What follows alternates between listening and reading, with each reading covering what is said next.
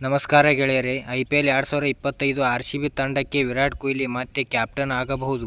IPL 2025 ಕಳೆದ 17 ಸೀಸನ್ಗಳಿಂದ champions ಪಟ್ಟ ಅಲಂಕರಿಸುವ royal Challengers Bengaluru ತಂಡದ ಕನಸು ಮುಂದುವರೆದಿದೆ. ಪ್ರತಿ ಬಾರಿ ಈ ಸಲ ಕಪ್ ನಮ್ದೇ ಎಂಬ ಘೋಷವಾಕ್ಯದೊಂದಿಗೆ ಅಭಿಯಾನ ಆರಂಭಿಸುವ ಆರ್ಸಿಬಿ ಫೈನಲ್ ಪ್ರವೇಶಿಸಿದೆ. 8 ವರ್ಷಗಳ ಕಳೆದಿದೆ. ಅದರಲ್ಲೂ ಕಳೆದ ಸೀಸನ್ನಲ್ಲಿ ಆರ್ಸಿಬಿ 14 ಪಂದ್ಯಗಳಲ್ಲಿ ಗೆದ್ದಿದ್ದು ಕೇವಲ 7 ಮ್ಯಾಚ್ ಮಾತ್ರ. ಹೀಗಾಗಿ ಮುಂದಿನ ಸೀಸನ್ನಲ್ಲಿ ಆರ್ಸಿಬಿ ತಂಡ ನಾಯಕತ್ವದ ಬದಲಾಗುವುದು ಬಹುತೇಕ ಖಚಿತ ಎನ್ನಬಹುದು. ಏಕೆಂದರೆ ಆರ್ಸಿಬಿ ತಂಡದ ಪ್ರಸ್ತುತ ನಾಯಕ ಫ್ಯಾಫ್ ಡು ಪ್ಲೆಸಿಸ್ಗೆ ಈಗ 39 ವರ್ಷ. ಹೀಗಾಗಿ ಮುಂದಿನ ಸೀಸನ್ನಲ್ಲಿ ಆರ್ಸಿಬಿ ಪರ ಕಾಣಿಸಿಕೊಳ್ಳುವುದು ಸಾಧ್ಯ ಇಲ್ಲ.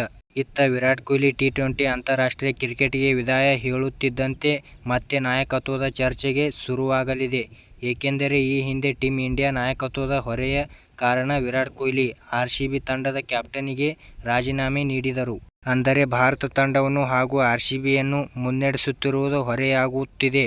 ಹೀಗಾಗಿ ಲೀಗ್ ಕ್ರಿಕೆಟ್ನಲ್ಲಿ ನಾಯಕತ್ವದ ಜವಾಬ್ದಾರಿಯಿಂದ ಕೆಳಗಿಳಿಯುತ್ತಿರುವುದಾಗಿ ಕೊಹ್ಲಿ ತಿಳಿಸಿದರು. ಇದೀಗ ವಿರಾಟ್ ಕೊಹ್ಲಿ ಸಂಪೂರ್ಣ ಫ್ರೀಯಾಗಿದ್ದಾರೆ. ಟೀಮ್ ಇಂಡಿಯಾದ 3 ತಂಡಗಳ ನಾಯಕತ್ವವನ್ನು ತೊಂದರೆಯಿಂದಾಗಿ ಅಲ್ಲದೆ ಟಿ20 ಅಂತಾರಾಷ್ಟ್ರೀಯ ಕ್ರಿಕೆಟ್ಗೂ ವಿದಾಯ ಹೇಳಿದ್ದಾರೆ.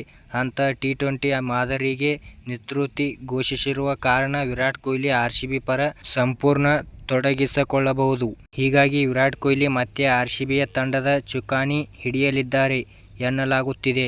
ಅದರಂತೆ ಐಪಿಎಲ್ 2025 ರಿಂದ ಕಿಂಗ್ ಕೊಹ್ಲಿ ಮತ್ತೆ ರಾಯಲ್ ಚಾಲೆಂಜರ್ಸ್ ಬೆಂಗಳೂರು ತಂಡದ ಕ್ಯಾಪ್ಟನ್ ಆಗಿ ಕಾಣಿಸಿಕೊಳ್ಳಬಹುದು.